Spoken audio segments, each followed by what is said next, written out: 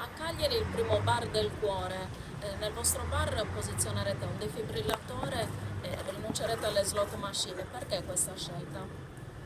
Perché è una scelta legata a un fattore umano di cuore, legato appunto al fatto che ci sono molte persone che si rovinano con le slot machine e poche persone che vengono salvate dai defibrillatori.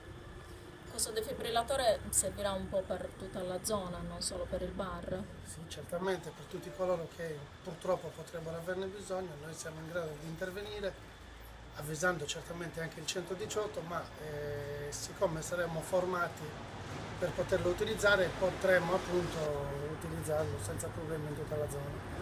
Quando verrà posizionato il defibrillatore? Noi crediamo l'8 di dicembre in virtù del fatto che è proprio il cuore immacolato e credo che si farà l'8 dicembre, ma comunque la prossima settimana senza dubbio.